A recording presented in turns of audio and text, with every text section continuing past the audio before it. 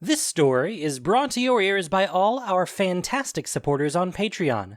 To get on the action yourself with bloopers, extras, and the occasional early story, join us at patreon.com/voiceofallmtg. We'd like to thank our newest patrons, Ryder, Kenneth, and Daniel Kubicek, for already donating. For more stories, or just to chat, visit voiceofallmtg.com or find us on Twitter at voiceofallmtg. And now, Voice of All presents Of Haunting Songs and Whispered Warnings, Episode 4 of Zendikar Rising by A.T. Greenblatt. Akiri knew the sensation of falling as intimately as the strength of her own hands. She didn't fear the rush of air on her face, or the way her stomach leapt to her throat. She was the best lineslinger on Zendikar, and she learned long ago that sometimes in order to climb you had to fall. But she had never fallen so far and so long before. She had never fallen without hope.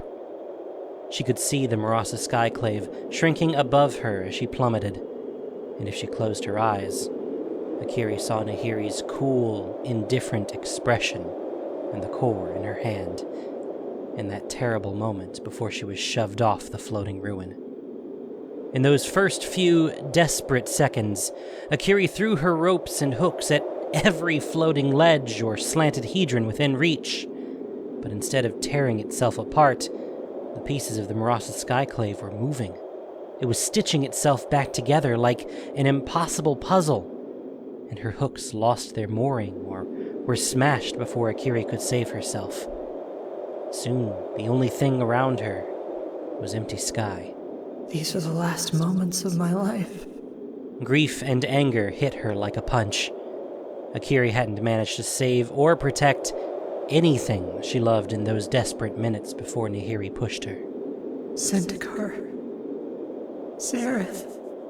She closed her eyes and thought of her friend and love, pushing away the image of his frozen, screaming face in the moment of his death, remembering him instead laughing, line-slinging with her, his bright eyes full of mischief.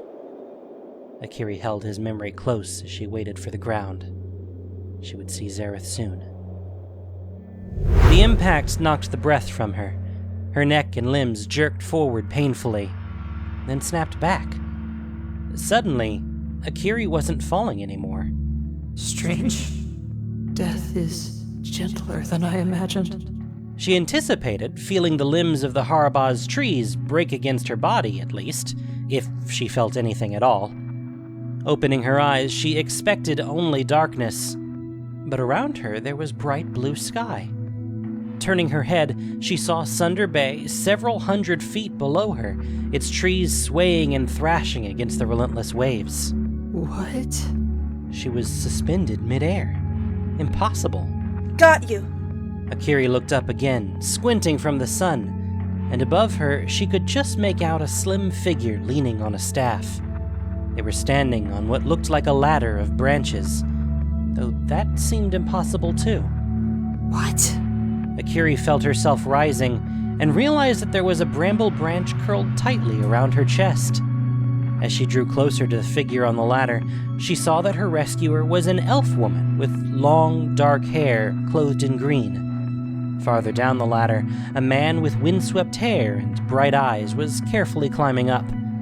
The bramble gently set Akiri down on the ladder, a foot or so away from the elf. Thank you. It was as much as she could manage. Are you all right? Yes. Akiri glanced up at the Marasa skyclave. It was nearly whole now, as if they had never sprung the trap, as if Akiri and her party didn't just fight for their lives. It was as if Zareth died for nothing. No. Her knees buckled under her. Easy. The elf caught her around the shoulders, steadying her. I have you. Who are you? I'm Nissa. The slow climber is Jace. Jace groaned as he came up beside them. I'm out of practice. We don't have sky dungeons on Ravnica. Akiri studied them for a moment. There was something about the pair that she wouldn't have recognized a few days ago, something she always disregarded as campfire myths. A sense of unspoken power, that they contained secrets as vast as the world. A feeling that they had one foot here and the other somewhere else. Like Nahiri. You can travel to other realms, can't you? She recoiled from Nissa's grasp. Nissa and Jace exchanged a look. You know about planeswalkers? The myths called you walkers. Planeswalker. My demon has a name. Akiri's chest constricted with grief. I've met Nahiri. She's the one who pushed me. She pointed up to the skyclave. She noted that neither planeswalker looked surprised. They both were staring at the Marasa skyclave. Does she have the core? Her hands balled into fists at her side. Yes. An image of Nahiri's cruel face flashed again in Akiri's mind, and Zareth's dead one. We can still catch her. Hurry. Jace began climbing again. No. Jace! Look! Akiri followed to where Nissa's finger was pointing.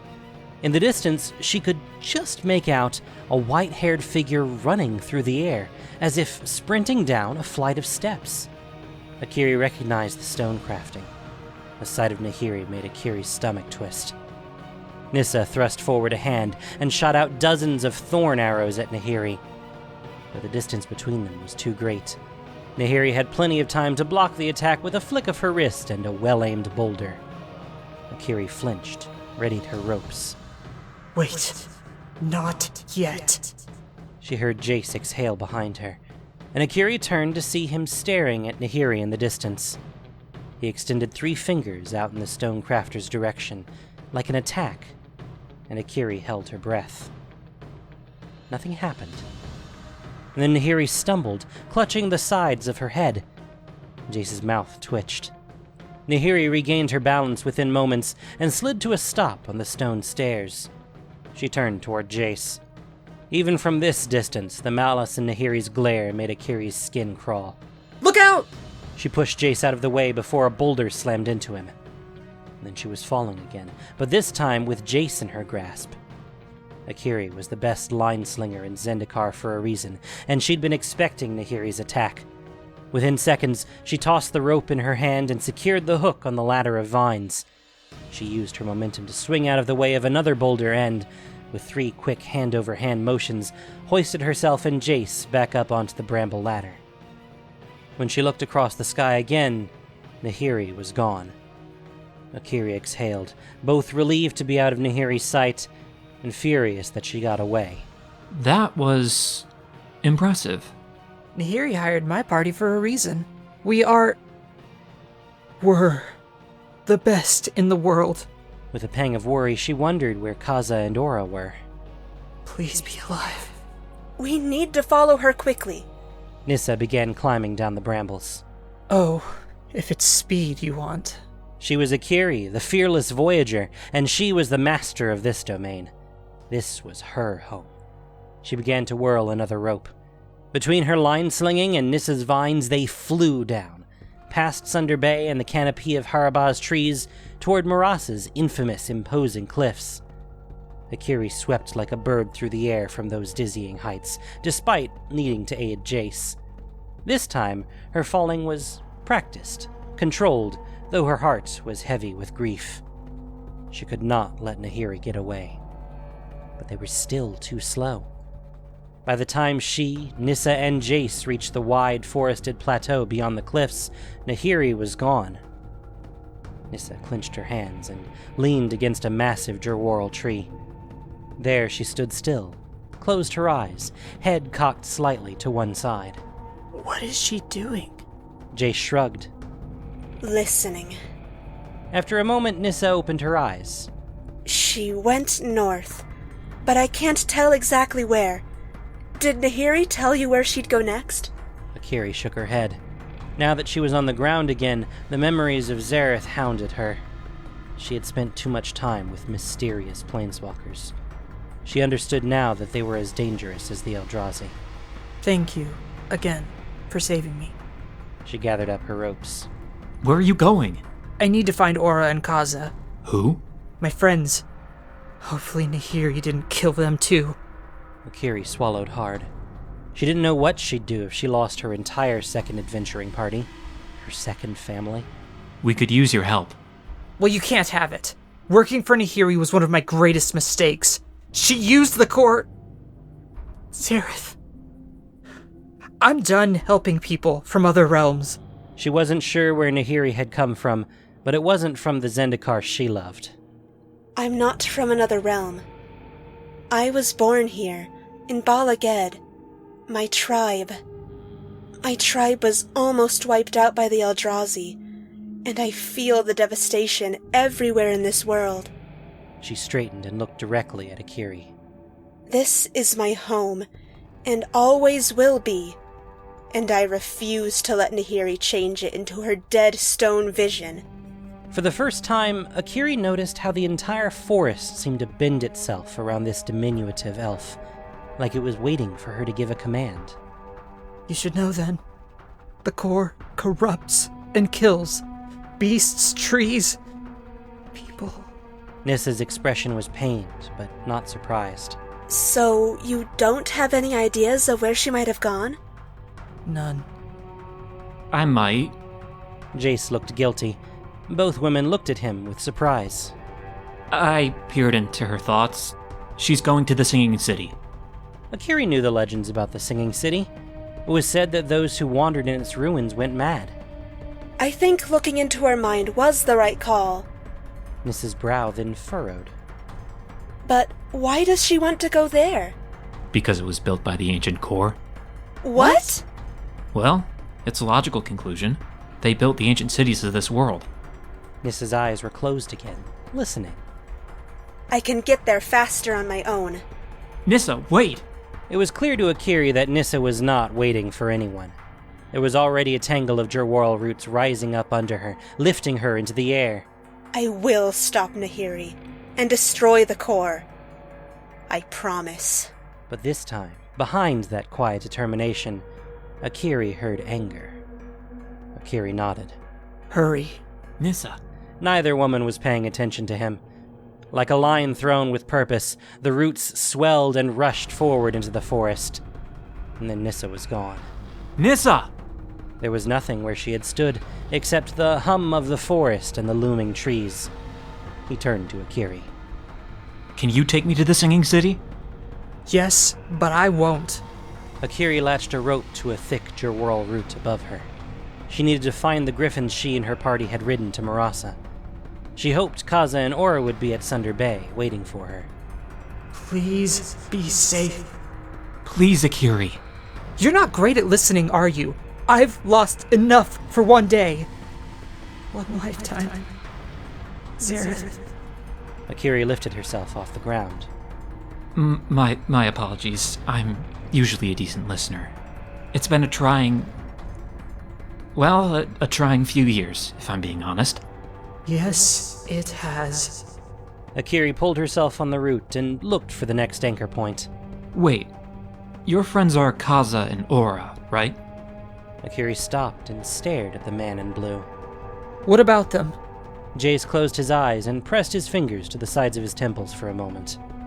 I'm sensing 2 figures down at the bay. I'm assuming they're your missing party, though I can't say for certain. Akiri grasped the rope and slid to the ground. How are you doing that? Jace shrugged. I'm a mage. I'm good at illusions and thoughts. That's how you could read Nahiri's mind? Jace looked guilty, and Akiri recoiled at the idea of her thoughts being read by this otherworldly stranger. My mind is my own. Stay out of it! She thought angrily, just in case Jace was listening. She began climbing again. What if I promised to take the core somewhere else? Somewhere beyond Zendikar?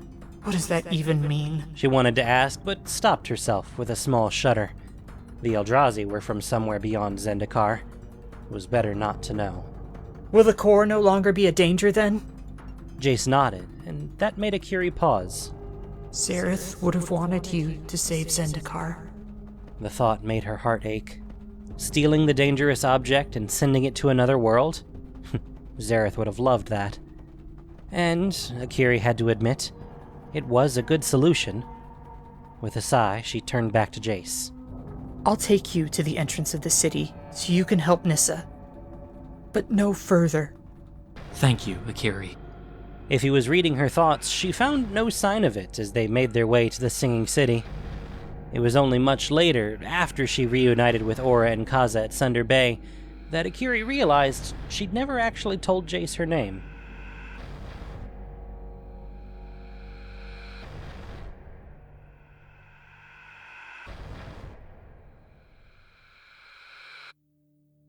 Jace followed Akiri through the tangled, towering Jerwhorl trees until they gave way to a forest blighted by the Eldrazi. Here, the sickly, blackened landscape made Jace's stomach clench with guilt, though he noticed there was new, tender life struggling to grow in the mire. He pressed on. He followed her as the trees broke against towering cliffs as tall as Marasa's wall. He followed her as they scaled the cracked stones, where the low growls of unseen beasts hiding in the cliff's caves sometimes made the rocks under his hands vibrate. Jace followed Akiri onto the Na Plateau and into the dense forest beyond. He was relieved he didn't have to make this journey alone, as the Jadi trees became denser and darker as they neared the city. Akiri was silent through the whole journey, except to whisper, Look out for worms. Or, There are goblins around. Stay as silent as you can. Jace could tell she was holding her grief and worry close, trying not to show it, even though her pain was obvious to him. Perhaps because he had been holding close his own painful secrets. They came to a break in the forest. Before them was a graveyard of a city beyond age. It was as if one of the massive skyclaves settled on the earth. Its stone towers were broken and toppled, and its walls were covered in flora and moss.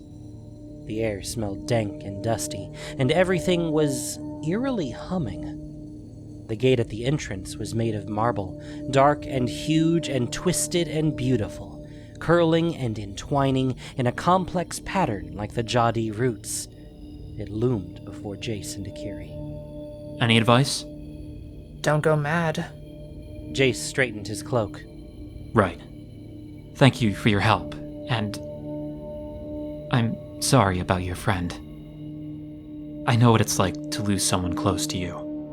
Akiri nodded, her jaw clenching with suppressed emotion. She turned and began to walk away, but then paused.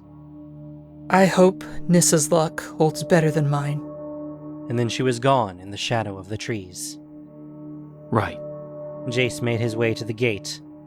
It was unlocked.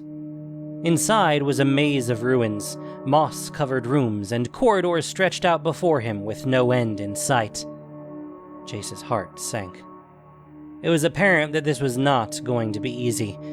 As much as he adored a challenge, this wasn't the time to get lost. Everywhere there was a low, slightly off-key humming that Jace couldn't quite ignore. On his right, something moved. Jace immediately threw a magic ward up around him. He followed the sound around the corner and saw a white-haired figure facing away. Hello, Jace. Of course you're here. I've come on Nissa's behalf. Naturally. She says that the core will destroy Zendikar.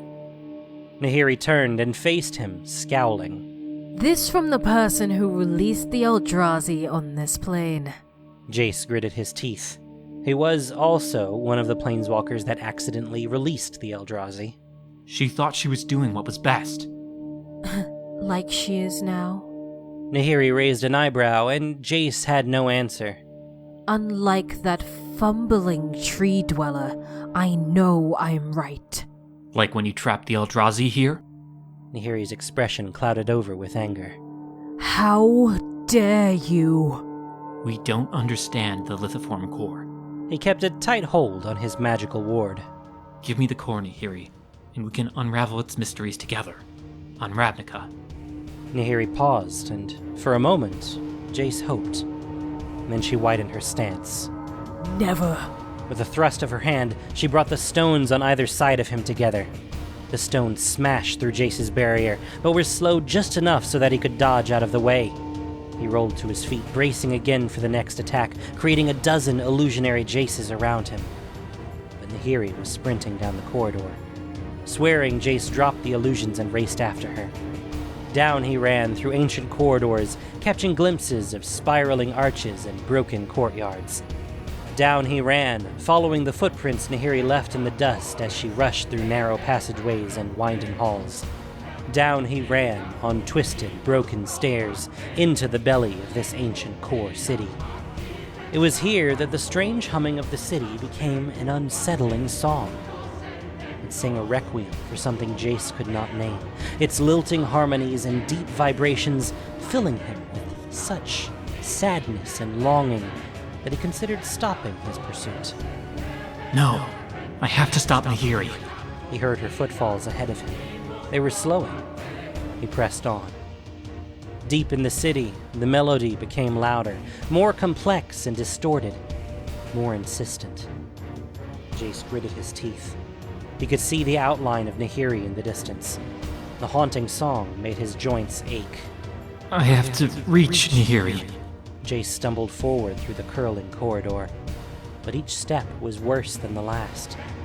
The music swelled, the haunted singing rising, demanding his full attention. Jace stumbled, groaned. I have to find...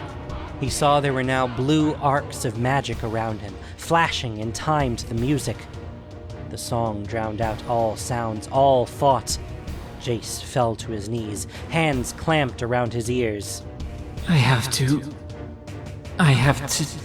not go mad. It was risky, untried, but Jace was desperate. He let go of his ears and attempted a spell, one that he'd been meaning to test out, but hadn't yet. A spell that was delicate and dangerous. A spell that blocked out any sound entering his ears. The singing reached an impossible crescendo.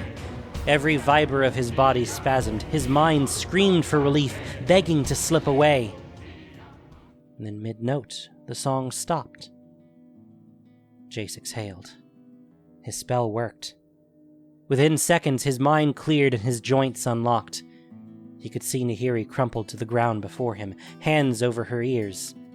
He got to his feet and rushed over to her, sweeping out his hands, enlarging the radius of his spell to encompass Nahiri. She groaned and covered her eyes. Jace held back, unsure of what the lithomancer's next reaction would be, wary of an attack. He reached out telepathically. Are you okay, Nahiri? She stumbled to her feet, rolled back her shoulders, and glared at Jace. Are you expecting a thank you? Naturally not. Jace smiled inwardly. She scowled and stared at her feet. I didn't hear it before. The singing. Then, when I did, I thought I was too powerful for it to affect me. Jace nodded. This plane has always been full of surprises. The core and I are not leaving Zendikar, Jace. Her stance straightened with a sharp, defiant look on her face. Jace realized he needed to change tactics if he was going to get through to Nahiri. Okay. Where are you going then? To the center of the city. To activate it. Jace waited, crossing his arms. Nahiri rolled her eyes. Rune said there's a magical focal point there that can channel the core's energy all over Zendikar through the ley lines. This caught Jace's interest. Making the transformation universal?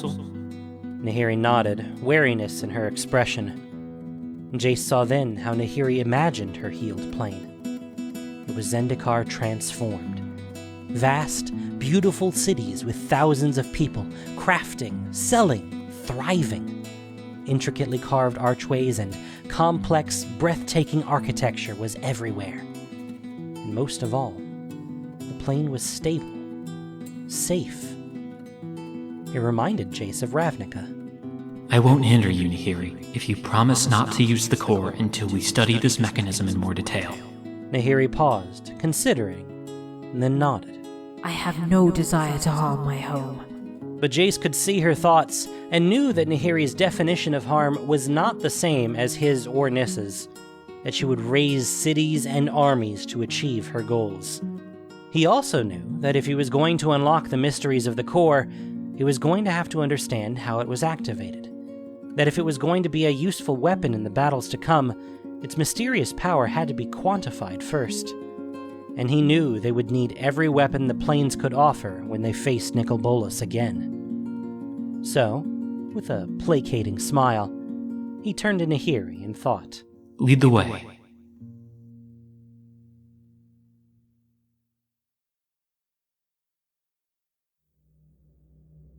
Nahiri and Jace traveled through the maze that was the Singing City, their uneasy truce hanging heavy in the space between them. Nahiri stayed close to Jace, making sure to keep within his spell range. She never wanted to hear those mad, haunted voices again.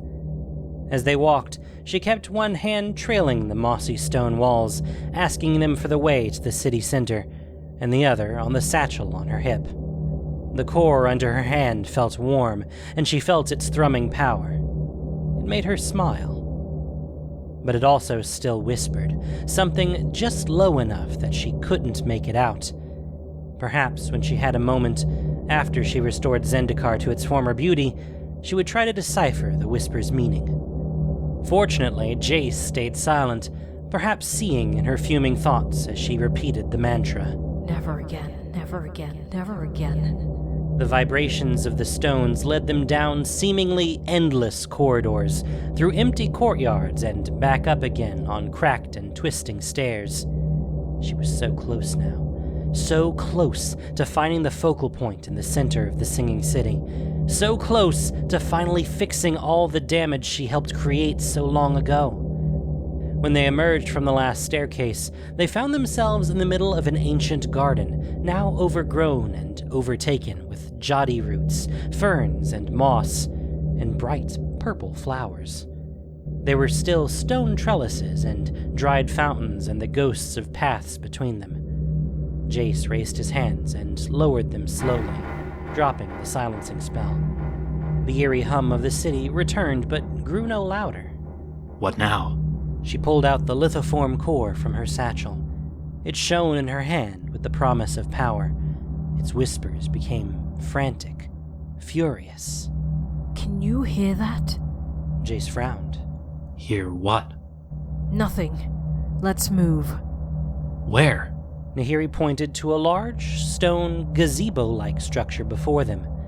Even from where they stood, she could see that it was collapsed and ruined. But wasn't everything in Zendikar? She tucked the core back in the satchel and strode forward. Something was wrong. The feeling grew the closer they came to the ruined building, and Nahiri realized the gazebo had completely fallen in on itself, crushing whatever was inside. No. She ran forward, putting her hands on the collapsed entrance. The stone vibrations told her the damage was fresh. What are you doing? Fixing this! The rocks around her began to shift and move. She could undo the damage. She had to. Don't bother. Nahiri spun and saw Nissa standing in the ruins of an ancient garden, staff in one hand and the other curled into a fist at her side. She stood tall and firm, and there was a calm yet dangerous look in her eyes. The focal point was here. It was, until the elementals destroyed it. You made your creatures do this? It would take her days, if not weeks, to undo the damage to the magic channels here. I don't make them do anything.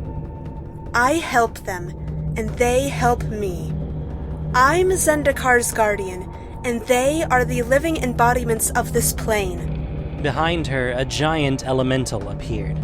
Its limbs were formed of roots and leaves, and its head had massive antlers that looked like swept-back wings. Isn't that right, Ashaya? Nahiri scowled, but the appearance of such a formidable elemental made her pause. Both she and Jace stepped back. Jace raised his hands in a pacifying gesture. Nissa, I promise I won't use the core or let anyone else use it until we understand it. And what does your word mean when the other party won't respect it? She was staring right at Nahiri. If she doesn't, she'll find herself in an impressively believable illusion of the Singing City. Except this time, I won't hold back the song. Meddler. She silently swore never to trust anyone ever again. I don't want to fight you. I really don't. We've all fought enough. We deserve some peace. I agree completely, but I think Nahiri has a point. The ancient Zendikar was beautiful. I saw her memories. See? Even the meddler agrees with me. Finally, someone was seeing reason. Jace, we talked about this. The elementals... Will grow back. Everything grows back. Not everything. The Zendikar I know is strong, unbreakable. Think of the stability. How people on this plane will be able to prosper without the fear of the next royal. Nissa took a step back, and then another. I trusted you. The horror and hurt on her face were plain. Nissa! You don't want to fight me. Nahiri put a hand over the core in her satchel. Nissa stared straight at her. Don't try. But Nahiri was done listening. She had faced elder dragons and immortal vampires. She would not be stopped, not now. Not by someone so small and tender and unsure. Not when she was so close. With the flick of her wrists, Nahiri created dozens and dozens of glowing swords, one for every instance of her rage in the last 1,000 years. With a second flick, she hurled the swords directly at Nissa. But before any of her weapons could make contact, a blur knocked all the swords from the air.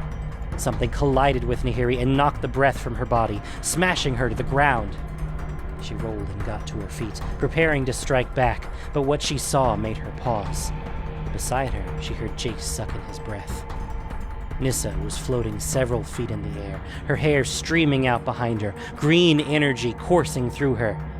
Even from a distance, Nahiri could feel Nissa's anger, her intent to protect this broken Zendikar at all cost.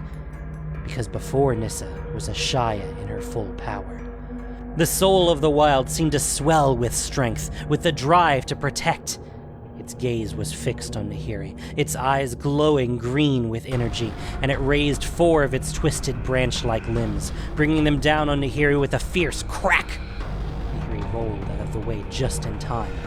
With a sweep of her arm, she raised stones around her and smashed them against the elemental.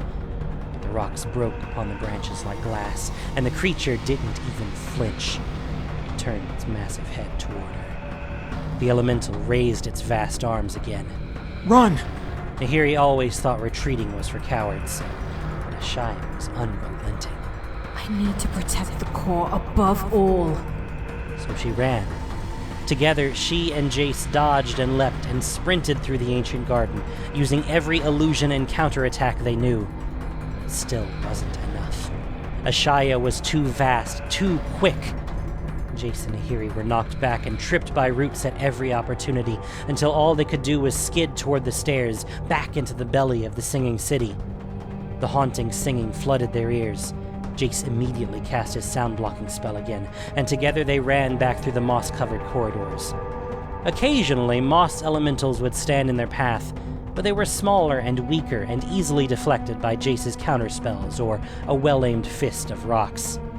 Nahiri's fury fueled her escape, but for the first time in a long while, she also felt a thread of real fear. She had underestimated the elf. When they reached the entrance of the city and saw the old marble gates, Nahiri exhaled, picked up speed. She was almost there. But then she spotted a small, familiar figure standing at the entrance.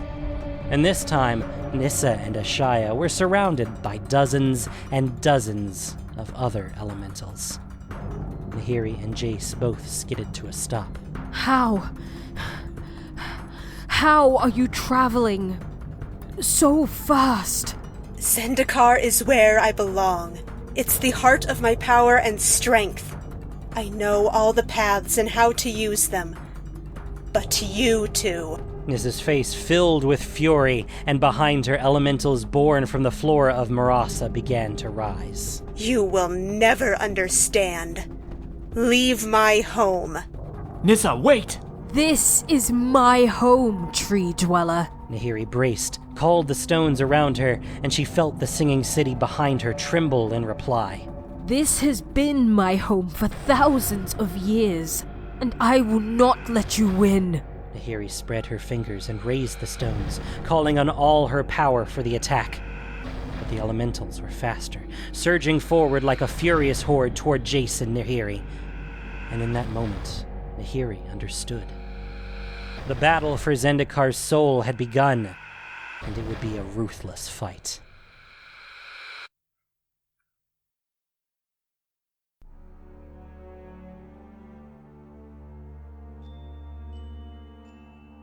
Thank you for listening to this production of Voice of All. As listener-supported entertainment, we rely on you not just for the voices of the characters, but also to keep us going and growing. If you enjoyed what you heard, please support us by reviewing and following us on your favorite podcast apps or YouTube, or just plain sharing with your friends. You can also support us financially on Patreon for exclusive perks. Of Haunting Songs and Whispered Warnings was written by A.T. Greenblatt. The podcast was produced and edited by Gendo Okeshi, with sound editing by Grace Nua. This week's story featured the voice talents of Arden Hughes, Base Jalarin, Isa Martell, and Astaroth24. Voice of All is unofficial fan content, permitted under the Wizards of the Coast fan content policy. Magic the Gathering is copyright Wizards of the Coast. Thanks so much for listening. Happy October, and y'all have a great day.